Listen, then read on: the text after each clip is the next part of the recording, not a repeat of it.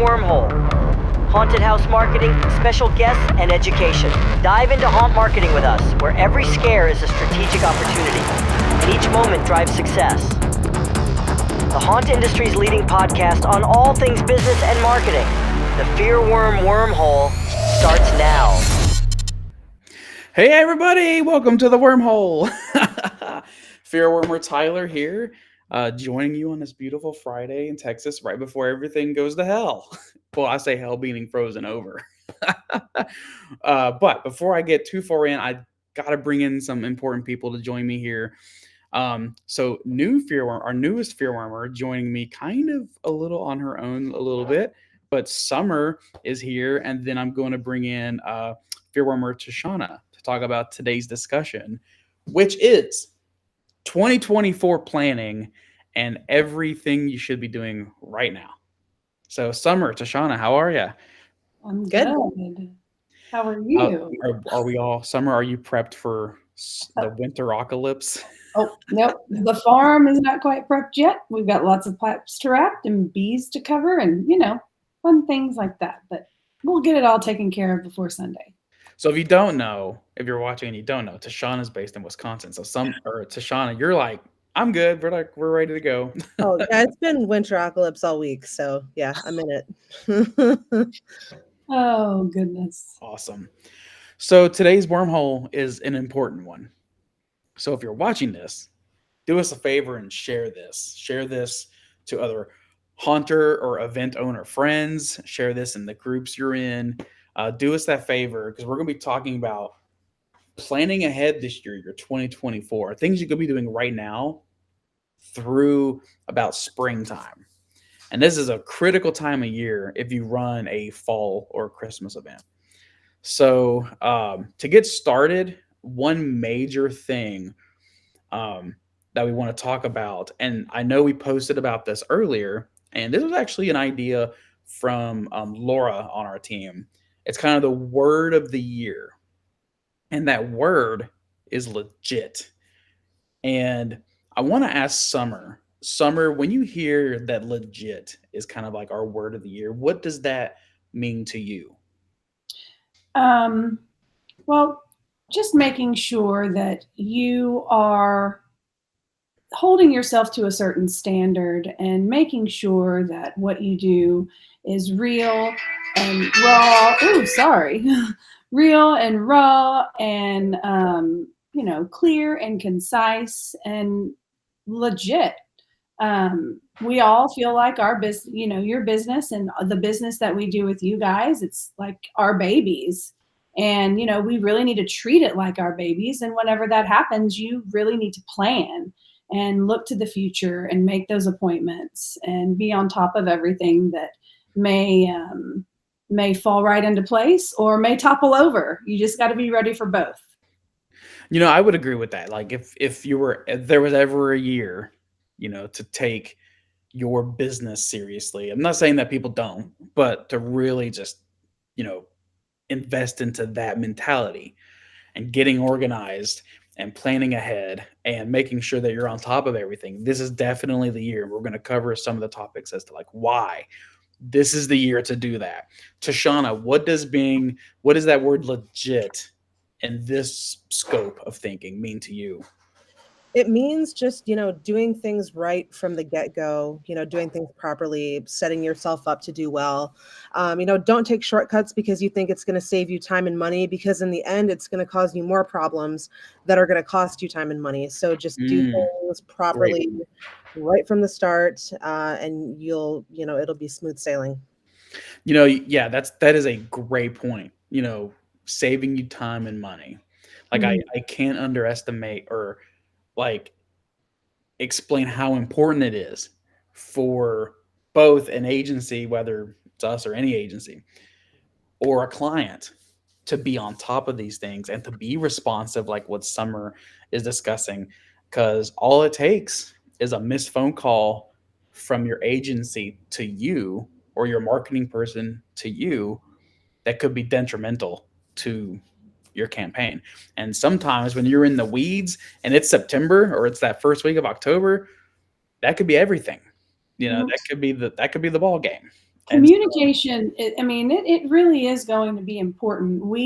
yeah, I'm not a designer, I'm not the creative, but I am the person that holds the calendars and makes the meeting and makes sure that everybody stays on a timeline.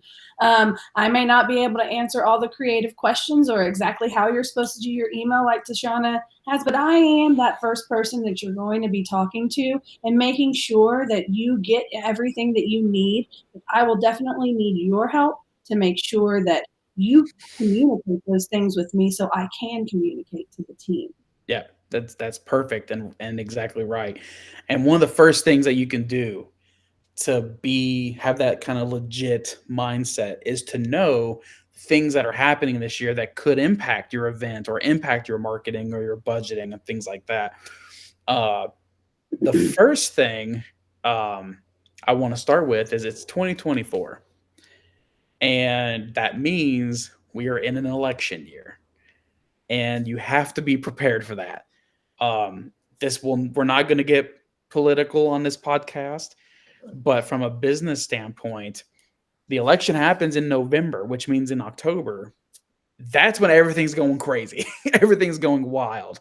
Some things become more expensive. So if you're buying things like billboards, if you're still buying radio, God forbid you're still buying television, it's those things will become more expensive. So budgets need to increase, or you need to reallocate that money elsewhere to where it could be more effective.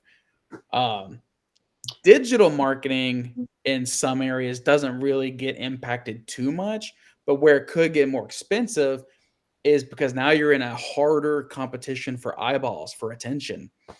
Because social media is going to be flooded with political ads or political commentary, and it's going to be harder to cut through that noise.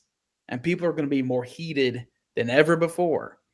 So you really have to think about this, like, how am I going to be impacted both in my planning and budgeting and during October, in the fall during the event because of this election.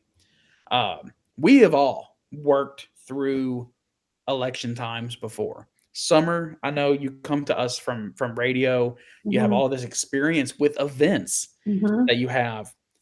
What's like your commentary? What's your advice for approaching this political year that we have? Well, number one, what you spoke of was budgeting. Okay, so we're not, I mean, this year was for some, great for others, not, this year you really do have to take a look and plan ahead for your budgeting. And that's something that we help with. I mean, we have amazing spreadsheets. Tyler and Ernest worked on some really amazing spreadsheets for us to be able to break everything down. And that's going to help you really understand where you're going to spend. You may need to spend in more places than others. You're going to have to find spaces like email where you're going to have to pay more attention and maybe put a little bit more dollars behind your targeting. And all of those things, budget is very important so that whenever we get into September, August, and you're like, oh my God, what is happening? You'll be ready to have a little bit of a cushion, or you'll know where you need to pull back or make some adjustments. And And then just really and truly planning creative. You'll be talking to me about it, but I know that Tyler, everybody on the back end is going to be coming up with ideas as well. But they do understand the political climate. And whenever you are in events that have whenever you are in a political year, you're going to find those consumers that are scared. In a political year, we hopefully will see interest rates go down this year, but you're also going to see people that are really scared to just spend money because they don't know who the president's going to be. right. So it's going to be very rocky, and you just have to stick with whatever budgets you guys are going to have and stay the course. Yeah, I mean, that's a great point. You bring up budgeting, and that's so important. And one of the things I wanted to talk about and that's a nice segue, is budgeting. What is it on your budget you can figure out now? And I think the best thing any event owner, any haunt owner could do is, one, figure out your budget. Of course, last year was a hard year for a lot of haunts. Um, so budgets may be tight. Of course, and I may be biased, but marketing and advertising is not an area you should cut budget on. If anything, you double down. When these things get harder, when economies get harder or political years happen like this, that's when you see the big brands, whether it's Apple, whether it's Coca-Cola, uh, Procter and Gamble, they double down on marketing and advertising. They'll cut and save money elsewhere. Maybe it's not the year to do the renovations, to do this, that, or the other. Maybe it is the year to cut back on staffing, Mhm. things like that. Um, it's in these opportunities a business could claim market share. You can claim those things from your competition, but you got to plan for that. Part of that too is knowing the election is happening in November. October is a crazy month for it. Maybe it's a good year to front load some of those dollars in September. Maybe in September it may not be as crazy as October could be, but maybe front load that a bit. Now, when you do that, that means you got to be ready for that. That means you got to have the money in the bank now and set Mhm. aside to cover your September, to cover the time before you open and before you have ticket sales coming in. Well, You and know, many people I feel like will be starting. We have a September the 13th, Friday the yeah, we 13th of have Friday the September. 13th. So we're going to, I mean, many haunts may not open up that early, but you should, if you can, kick it off that Friday the 13th in September. So seasons might be a little Right. longer as well this year. Yeah, either kick it off and open if you can, or do a ticket pre-sale. Yes. Do a preseason, a good ticket sale, for that Friday the 13th and get even more revenue coming in before the doors open. But our advice is always to set aside, 30, 35% of your total budget for marketing and advertising to get you through that, late August through September, because a lot of these events, they don't have a lot of revenue coming in, if any, before they open. So sometimes it can be hard to cover those early weeks of marketing. Well, just do it now. Do it right now before you do anything else. Just figure this out and set it aside. That 30, 35%, set it aside. That way you're covered. And then you're good. Once the doors open, you're good. Well, and then Um, that's one thing you don't have to worry about. You're worrying about your haunt, your people, all of the things that you need to do. right, Don't worry about that money. right. Um, so I know we may have some questions during this broadcast, and it would be hard for me to keep track of everything to the end. So if you all don't mind, I'm going to take them as they come. So if you have questions in chat, just drop them in. We'll just take them as we see them. And our first one, which I know Laura kind of was hitting on in the comments, is from our friend Amber, who says, "Would you say organic views are going to be overshadowed this year by paid for ads?" That is a great question. So there's a few things to think about in this. Is that one, organic traffic is already extremely limited because these social platforms want you to pay them for advertising. So let's say if you have 1,000 followers, organically, maybe 100 or less would see them. And because there is this massive uptick in political advertising, political commentary, and just posts and things, it is definitely going to get overshadowed. So now is like more than ever, do you need to Mhm. have a marketing budget that can cut through the noise, and since the organic reach and eyeballs just won't be there, have it so that we put it in front of them no matter what. Like no matter what, we're paying for it and we're going to force it in front of people. So yes, great question, but it will definitely be overshadowed. Um, Can I just, we've oh, go talked a ahead. lot about this with our team. I think a beautiful thing to think about too, and one thing we've been talking about with our clients is content, like really good content. Think about your messaging. What's going to move people? Almost less is more sometimes. Mhm. If you can get those engagements and reactions, that's going to help. And then it's also going to make people want to continue to follow you. Right. Yeah. One thing I would not like to see happen is a bunch of attractions and events doing more kind of black hat marketing on their social, meaning a bunch of giveaways and contests to help get that social currency.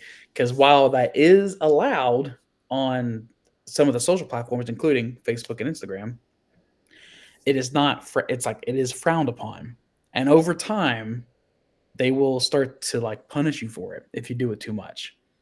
And then that's when we have events coming to us or talking to us saying, "Well, my organic reach has been going down. Like, what's happening? Well, have you done this before? Yeah, we do contests. Maybe that's it. Maybe that's it." So, yes, to your point, do things, logically, do smart things that could help get your organic out there more, but don't do anything what's considered black hat, meaning don't do anything that could potentially hurt you or would violate policies or terms of service of these platforms. That is a great point. Go ahead, Shauna. Yeah, it's going to be important this year too. Sometimes strategies that we use for engagement for posts are like reaction votes or comment votes or things like that, where it's, use your reaction to vote for your favorite movie or this or that. And you have to be careful this year with the election stuff, because anything that contains words that can be associated with politics Yep. have trouble, even if it has nothing to do with politics. So while yes, you do want to get creative to put engaging content out there, you can't do it the same as you usually can. That is a fabulous point you brought up, and that was one of the things we were going to talk about on our little checklist today. When thinking about your social media, stay away from those trigger words. That's if you think about how these platforms work, there's no real people looking at everything. It's all just algorithms that do things and watch everything, and then when something becomes a problem, it then moves to real people. And what they can do, and what they've done this year is that they have probably not actual like dials, but they turn up the dials on the algorithms to be more sensitive to these politically backed words, whether it's voted or vote. What's the other one that we mentioned the other day? Now I'm losing my train of thought. There's ballot. Ballot. Cast your vote.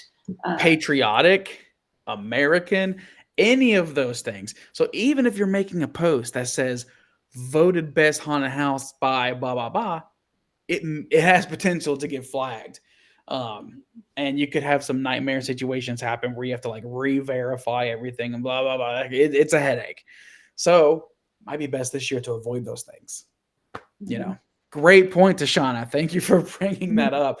And I'm gonna loop you back in for a second because both you and Summer kind of hinted at this next thing. This is a major impact. We're gonna take the election and just set it aside. We're done with that for now. But another major thing that's happening that's new, like that just was announced by Google, Yahoo, just a week ago or so.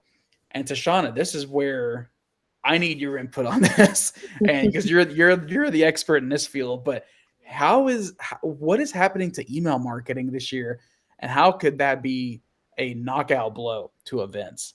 Yes. So Gmail and Yahoo, like you said, are rolling out some new requirements this year in order to protect their users from spam emails, from phishing emails. Anytime that there's anything political going on, you're going to see a rise in phishing and scam emails and stuff like that. So they are trying to protect their users by requiring things of email marketers, bulk email senders. So one of the biggest things is that they are going to require that marketing emails stay under a 0.3% spam complaint rate, which is very, very low. So to do the math on that, that means if you send 1,000 emails, if 3 people mark it as spam, you've already hit that number.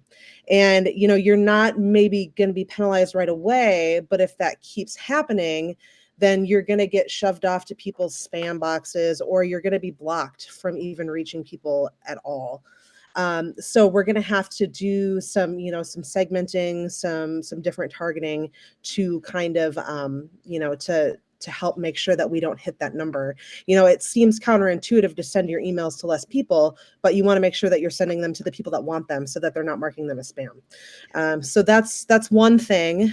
They're also tightening down on security. So one thing that you're not going to want to do anymore if you're sending emails from like an @Gmail or an @Yahoo account or any of those type of email providers, you don't want to do that anymore. You want to have like an yourawesomehauntedhouse.com email address to send emails from. And then along with that, if you're using your domain to send emails, there are some security things, some authentication that you're going to have to do with your domain to make sure that you're meeting the security standards that Google and Yahoo are putting in place. If you don't meet those requirements, then again, you could be sent off to spam, you could be blocked. So there's a lot going on in the email marketing landscape this year. And these are things that have been best practice in the past, but it's, it wasn't the end of the world if you didn't do all these things. Well, now it's a problem. And, you're wasting your energy and you're wasting your money if you're sending emails to thousands of people and they're not getting them. And I mean, this could be an indefinite problem. Once you get into spam, once you get into, being blocked, you might never recover from that. So it's important to make sure that you're doing things right, especially this year. I mean, this is a lot. And if you are watching right now and you are a FearWorm client, Tashana has sent you an email saying, hey, we got your back. Like, we're already working on these things for you. But if you're not a FearWorm client, get on this like ASAP. And this is a great opportunity. If you were to take one thing away from today's Wormhole that could have a major positive impact to your plan and to your event and your marketing this year, is to take care of this thing like now, like sooner rather than later, because there's a good chance your competition won't do it. And they're going to screw up their own email marketing if they even do it.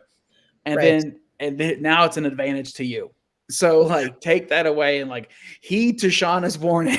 Like this is big time change.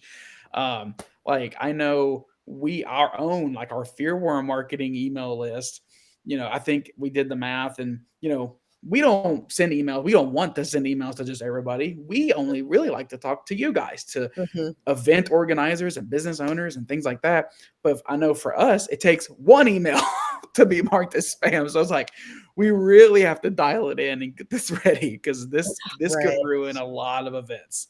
It could. And Gmail is recommending that you stay under a 0.1%. Like they will allow you to go to 0.3, but they're recommending to avoid ever hitting that number, to stay under a 0.1, which is crazy. So killing us. They're killing us. They are killing us, but it's something we're going to be working on now. Like Tyler said, if you're an email client of ours, I sent you an email last night kind of highlighting all these things. So we're going to be taking care of it. We might have things that we need from you. So kind of keep an eye on your emails because we might have information that we need from you, or we might need to get in touch with your web person to coordinate some things. But that is something that we're going to be working on now so that when haunt season comes, we're ready to go. We don't have to wait on any of these pieces to be taken care of. We can just be ready to roll. I love it and totally agree. The best thing to do it now rather than later. You don't want to be trying to figure this out in August or September. Right. I'm going to bring up a funny comment from our friend Chris here. He's like, me personally, I hate so many emails coming in with ads and sales for anything. Deals for electronics is the only ones I like. And that's a great point. Spam email. And thank you, Chris, for the comment. This is a great point. Because to me, it seems like everybody in general kind of hates advertising. They hate ads. But they don't hate them if they're relevant, relevant to them. So like, Tashana, if you're getting an ad for AARP, you're like, spam. But if you get an ad that has a deal for, especially in your current situation, maybe diapers or baby wipes, you're like, yes, please. Like, thank you. So now is the time to really hone in that list, know exactly who it is that's interested in your business, and talk to them only. Right. And not only who's interested in your business, who's interested in what aspects of your business. If you have haunt and escape rooms, those are different audiences of people that are interested in those things. You might have people that aren't super interested in, your regular event, but if you have off-season events, they might be really into those, or blackout nights or whatever it is. So you really have to take a deep dive into your emails, what people are showing interest in, and figure out those different audiences. And that is also something that you can do now. You can take this time before the season ramps up to analyze and figure out what those segments are. Perfect. I love it. And thank you for Tashana for everything you're doing in regards to this pain in the ass, to put it lightly. So I do want to segment then to other things that you can be working on right now to better prepare for your 2024 season. Um, and of course, we had a comment from our friend Chris. And Chris, or as we like to call him, Dozer, he is a creative in the industry. He takes photos and videos and drone footage and does all these amazing things, as many people do in the industry. And so, one thing you can do this year is work on your creative. Do it early. You don't want to be trying to do like a shoot for your commercial in August. It's not going to be great. Or September, it's not going to be great because oftentimes you're rushed. It's hot. It's just not going to be the best. Get these things done now. The best time to shoot your event is in April or May, and take that from years of experience and probably like hundreds of shoots that we've done. It's just, listen to me, please. Get your creative ready like now. Now, but to do that means you got to figure out your budget. So get your budget figured out. And then I'm going to talk a little bit more about budget and how, if you want to increase this year, what you need to do. But getting your creative organized, that could be many things too. If you're not doing a shoot, if you're not doing, new photos, new videos, but then use your time now to get organized. If you have Dropbox or Google Drive, create the folders that you need, put all the photos here, all your logos here, all the videos here. Just get organized and just be ready. That way, if you're working with a marketing person or if you're working with an agency like FearWorm, that you're ready to go, because we will come to you and ask, hey, give us your assets, or for the plan that you want to do, this is what we need. Do you have these? Blah, blah, blah. Now, if you don't have them, go make them, and go make them now. We were just talking to if you need any information on these ad sizes or anything, reach out to me. Yep. Email Summer. So it's Summer, SOMMER @fearworm.com. Reach out to Summer. But we were just talking to our friend Bud at the Den Schoolhouse, and he's like, "Oh yeah, my 2024 done. Like, they've already got it done." And I'm like, "Yes, like easy peasy." It's the best thing. It's the best feeling. That's one thing I know, Tashana. The other part of emails is the creative part. Yes. So would you agree that even that part of it, get that creative ready, or at least organized? Yes, it's so much easier, and there's so much more we can get done ahead of time if we have your creative. If we don't get your creative till August or September, that makes it really hard to get ahead on emails. So yeah, creative is important for everything we do. Yeah, and again, reach out to Summer if you have any questions. I know we're currently working on our own like shoots that we do that FearWorm manages and takes care of for the year. We'll be posting about that soon, because we're going to be booked up, and we stop taking them after a certain date. If you're watching this and you think, oh, you know what, it's an important thing, and creative is important. It's 50% of your marketing equation. If your creative is lackluster, your season is going to be lackluster. And so contact us if you want to do a shoot. Like, let's go, let's get this train rolling. Contact Summer. Keeper of the calendars. Exactly. Something else you could also be doing too is looking at your off-season events. Like, I know we've talked a lot about that fall time, September to October, but what about your off-season? What about Christmas? Did you know that there is a Friday the 13th in December this year as well? I mean, that would be a great time to do a Christmas event, wouldn't it? Are you doing a show for St. Patrick's Day? Are you doing a summer show?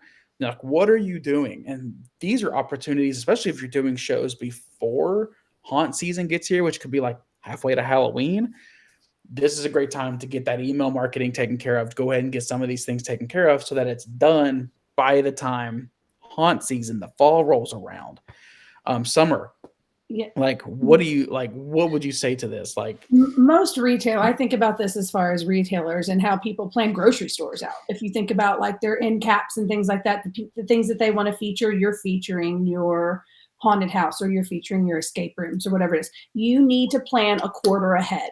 So in the springtime, all retailers have what they're going to be doing during the summer or in the fall done.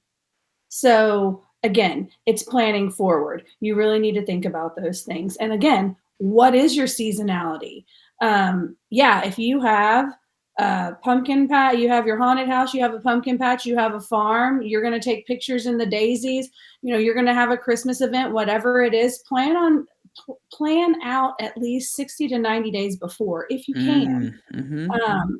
It's just going to make the process more smooth. You're not going to we'll be able to manage expectations and really hit deadlines. Then there'll be no rushing, and then your creative and your content are better, or Yep. at least we're always going to put out good content, don't get me wrong, but at least we have a little bit more time to do any troubleshoot, or maybe get a little bit more creative, or pull something out of our hats that is something different, and we all like it, and you move forward with it. Right. Yeah, there's so many times I see um event operators, haunt builders, it's like it's September and they're still working on their show. And I'm like, what are you doing? Like, Yeah. because you're not gonna have a great show. It's just not gonna happen if you try to rush that. Mhm. You're like, I'm gonna be honest with you. Your haunt build should be done by May. Like you should just be coasting through the summer, not doing anything to the haunt. And Mhm. that may be unrealistic. I get that because Mhm. I have also owned a haunt before. I know how it is, but like it's just a mindset. If you're not a planner, if you're not an organizer, if you're not down, if you're not legit, Well, then yeah, you're going to be building in September. you have most of your main parts done. Add some fun new things if you need to. And remember, we've been talking about this with a lot of people. It's the experience. Everything from when you park to when you go into the ticketing line, when you walk through, if Yep. you've got your midway, Yep. there's a lot of big things. And then whenever you're walking out, I mean, your merch, all of these things coincide with the success of an attraction. And Hmm. again, it's an experience. So that's what we're really going to focus on this year is how do we make your haunt an experience? Exactly. And we do have a wormhole coming up that talks about that fact right there. That is Yes. just that because from everything we've seen, from everyone we've talked to, both clients and non-clients, the industry as a whole, um, the events that were wholly encompassed full events. It has the merch, the big midways, alcohol sales, things like that. They were the ones that had good years last year, and everyone else did not. So, you have to think about that. That, I mean, and I know that you guys went to the conference in the Northeast, but one thing that maybe a lot of people don't really think about is, the walk up, is that line, really think there's small little things that you can do to enhance the experience. And we can, like, again, we can talk about that later, but maybe you just maybe you find what that is right Yeah, now, and let's focus on that in the months to come and planning, and really make something that it may not cost a lot of money. It may take more time. And now that we have that like, let's do it now right, right. before haunt season. Right now, you have time, and that's a Mhm. huge, um, that's a huge equity in your marketing budget and your Determined. planning. Is you have the time right now, and that's where you can save the money. Because Mhm. if you come to us or any agency or any contractor that could do anything for your business, and you're like, oh hey, I need this done, and I open in a week, we're gonna say sorry, or we're gonna charge you an arm and a leg for it. There's just no way around it. So yeah, you have the time right now. Take care of it. Um, Mhm. so we talked about a little about budgeting, and I wanted to kind of circle back on this fact and have this be one of the last things we talk about. We do know, and I mentioned it before, um, 2023 was a hard year for the haunt industry. Several haunts were down or flat. Um, how can you look at that year to plan this year and then plan this year knowing everything that's happening, whether it's the email stuff, that nightmare that Tashana mentioned, whether it's the election coming up, all of these things. The economy is still bad. I mean, the housing market's about to crash. At least it sounds like it. Um, but what can we do? What can we do to plan and plan for growth? And so this is a big generalized topic because all of this really depends on some key factors like your revenue, of course, your area, like where are you located, what is the cost of media in your market, how big is that audience that we're trying to hit, and what are the services that you need. So generally, as a general rule of thumb, events should budget anywhere between like 15 to 18% of their gross revenue for marketing and advertising. Of that, like I said, go ahead and sit 30% behind to cover, your preseason opening spends and expenses, things like that. But that 15 to 18% of gross revenue is about where that needs to be. Now, of course, as you grow, as businesses grow, and as these events grow and become monster events, you could be spending multiple six figures and be spending less than 10% of gross. So just the more people you do, the bigger the brand is, the more well known it is, the more of an event that it is, you can actually spend a smaller percent of gross revenue, even if you're spending $1 million in advertising. But how do you then plan for growth? Like, we took a hit last year. How do we grow? So then you have to base that off of a few things. And one is, well, how much realistically do we need to catch back up, or could we start catching back up? Like, what is that growth amount? And so, as an example, let's just say you did 5,000 people last year, and you were down from the year prior, and you're down 1,200 people. You are not going to make up that 1,200 people in 1 year, maybe not even 2. So it's best then to break that up and say, okay, I need to just grow then by like 700 people. Okay, what's the revenue then on us? Like, your 700 growth. Well, let's do some math. So I'm going to open my calculator, and you have 700 people. If you got a $20 ticket, that's $14,000 of revenue. To be honest with you, it could take that much to grow it. But going off of our calculation, let's kind of split that number. Let's do like 16% of that. That's like $2,200 increase. So you have to kind of plan for the projected, not plan for what you have. Like, if you, unfortunately, you own a business and it's going to take money to make money. I know everyone's heard that before, but it is true. And marketing and advertising, social media, these platforms is 100% pay to play. Your success will be dictated by how much you invest into your marketing and advertising, sales, things like that. Summer, when you were working with events and when you were trying to get these things rolling and get the ball on the budgets going, what was some advice? Like, if I came to you and I said, hey, our event last year, we weren't down, but we would like it to grow. We did 10,000 people, and that's fantastic, but we would like to take it to 20,000 people. What do I do? What do I do? Well, obviously, we'd manage expectations. That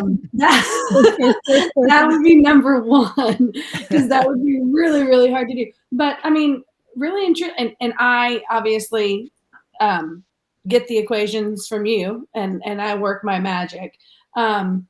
But you need to manage expectations. And if you want growth, you have to grow in budget, and you also have to grow your event. Meaning, whatever it is that you're doing there, you also have to make sure that your event can handle that many more people. Maybe you have more porta potties or more parking. You have to be ready for those things to happen, because whenever you have people that are coming in, they're going to come in and they're going to have a good experience or a bad experience. Right. And then they're going to tell, the people that have a good experience are going to tell 2 people. The people that have a bad experience are going to tell 6. So again, it's more preparation. I also think, and we were talking about time and money. Another thing that people also need to think about is your partners. If you have partners, which ones helped you, which ones hurt you? Those partners also, on any kind of social media or on any of your platforms, you share your content and your messaging, and that way you can make that larger. And those partners obviously then have a stake in your business as well. And you can move, whether it's your printing company that prints your shirts or your koozies, or, you can always figure out ways to have just many different places where you can put your messaging. Mm-hmm. But again, managing those expectations, making sure that you're hot, if you are wanting that type of a growth, to make sure that your attraction is ready for that as well. That's a great point. I think, growth and being able to handle that many people, because like, let's just say a miracle happens and you do double in 1 year, you know, like I would lose my mind. Like I would not know what to do with that many people. I mean, the bank accounts would be happy, but my mental health, I mean, my team, they would all be dead, you know? And so I think a good rule of thumb, this is a business. So you have to look at it just like the barbershop, just like the restaurant, just like a retail store, just like Apple and Coca-Cola, just like McDonald's. Just plan for 10% growth a year and you'll be great. You'll be golden. That way you can grow over time, grow into those numbers. I mean, trust me, if Apple grew 10% in a year, the stock market would be so happy. Like, that's a killer number. So just plan for that 10% growth every single year. And Tyler, that's one thing that you bring up. Our haunt industry has been so lucky these last few years because Yes, we have been like this. I mean, they've taken off like a rocket. And you're gonna have to have some down years. A correction. I mean, if everybody grew, everybody would have a haunted house. Like, why wouldn't you? Like, that's a win-win situation. So we obviously plan for growth, but if there are some down years, we take a step back. We look at what we need to do internally to make that better, and then you budget. You change a few things, you work on content, and you keep going.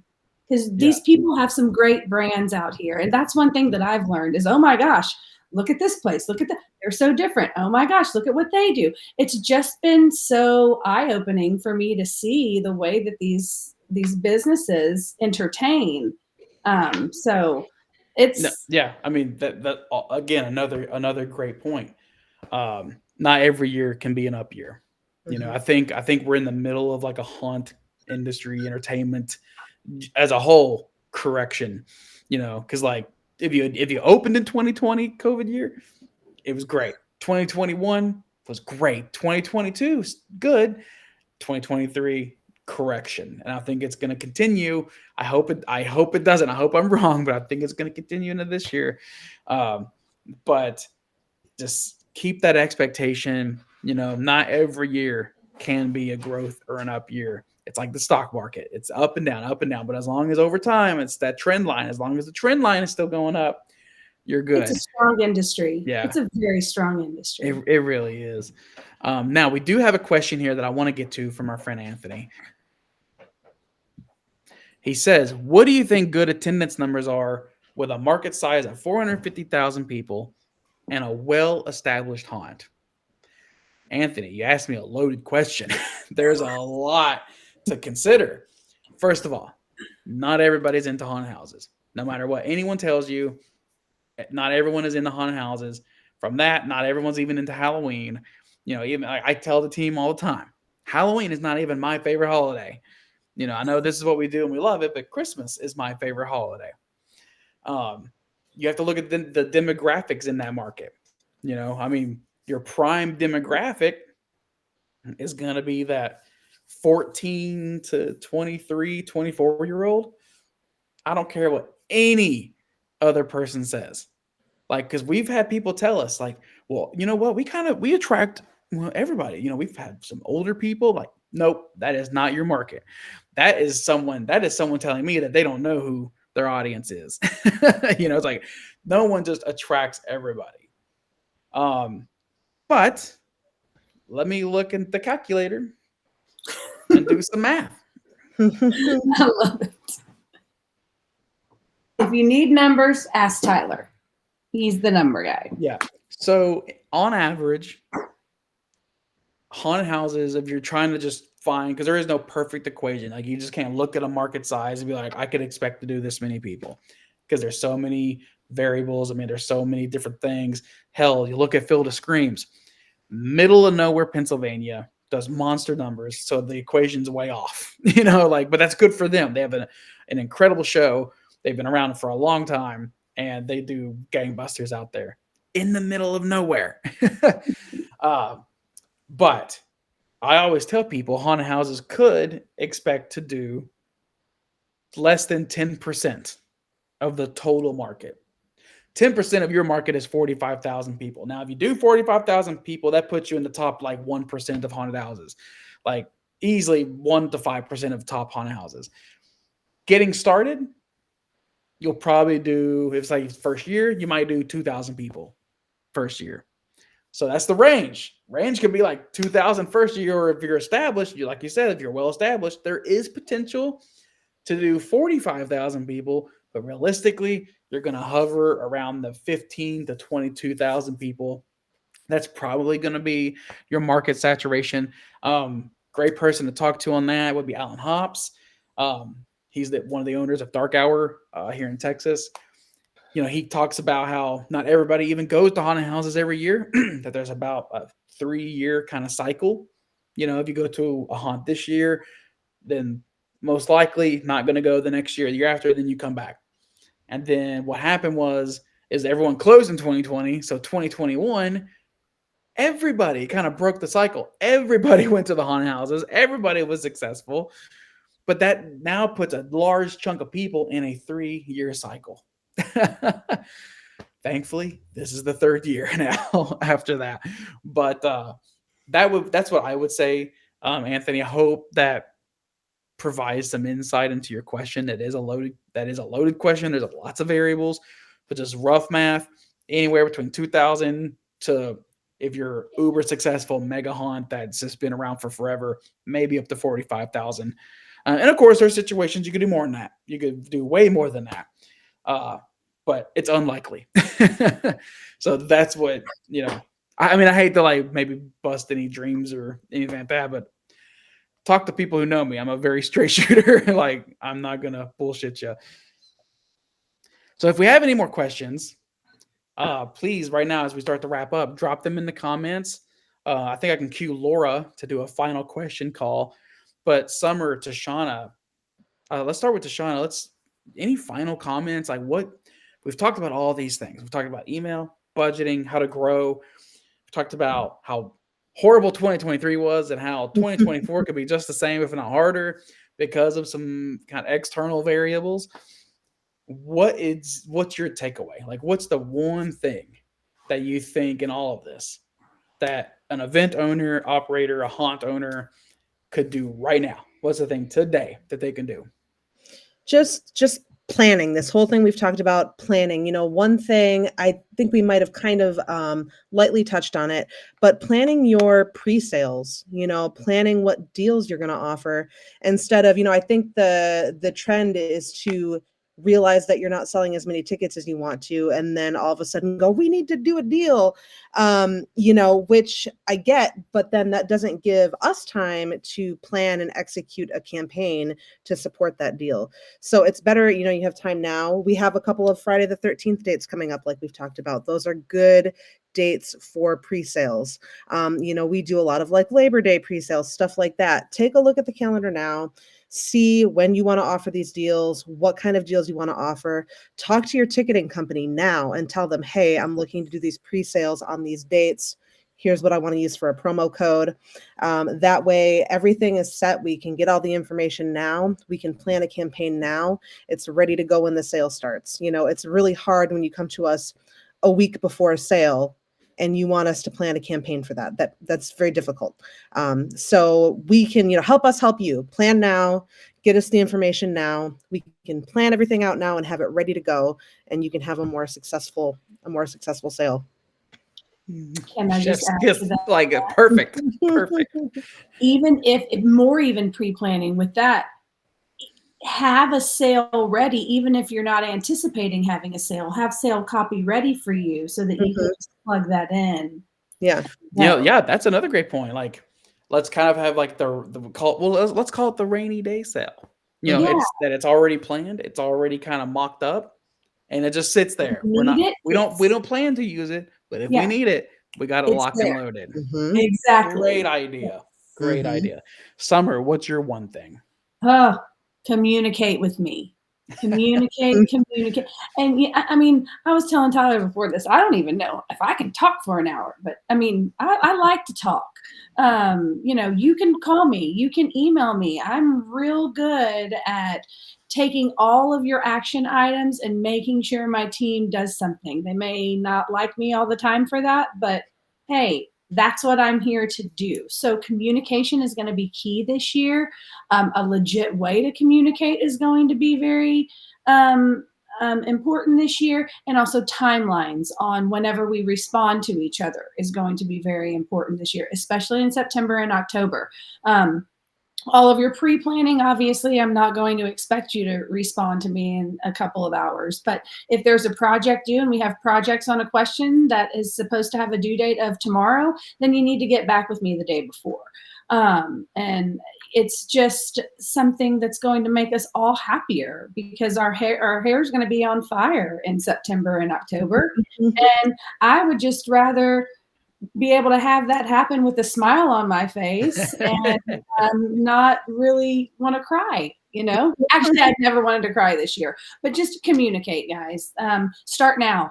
Flood my inbox, SOMMER at fearworm.com.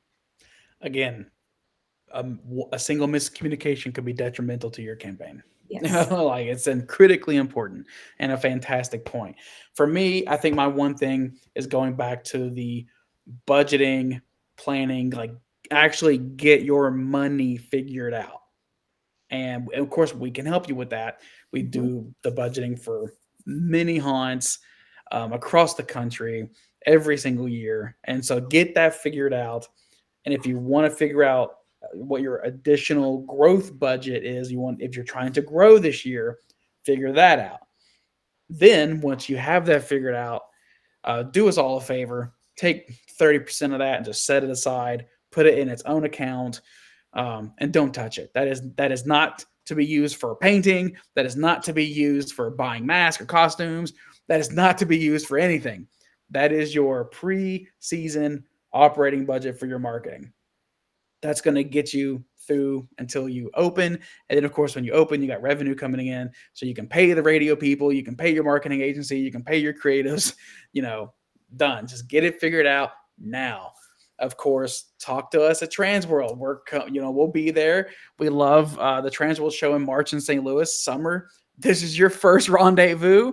You're a newbie. So, everybody. The running joke is that, Summer is kind of our Marilyn Munster because she's the normie of the group. I know. I need to know what I need to dress up. Like, where are costumes supposed to be worn? I need to know this. Yeah.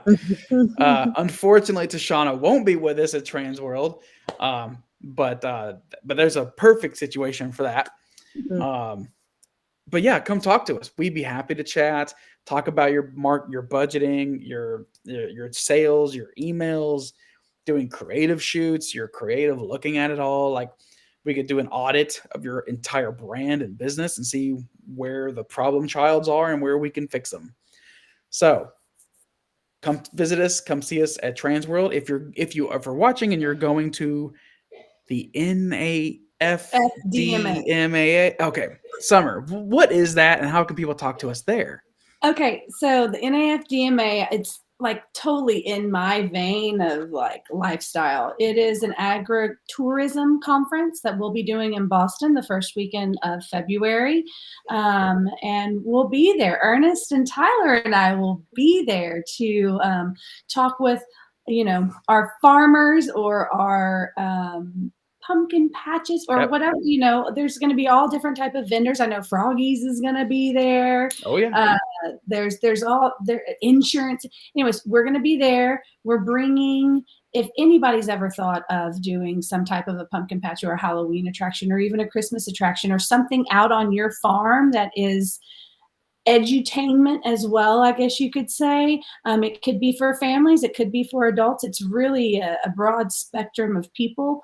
We will be there to talk to vendors and event attendees about how to grow their business with an event. Perfect. And of course, we have wormholes coming up. We do them about every other week, so every other Friday. I know when there's, I think it's like March Like, so Good Friday kind of messes up our schedule a little bit, but pay attention to the social pages. Be sure to follow us. If you found this video valuable, if there's lots of information, like, be sure to share it around. We try to pack as much quality information as we can into these little 1 hour wormholes. But yeah, everybody, thanks for tuning in. Thank you for the great questions. Summer, Tashana, stay warm. Try to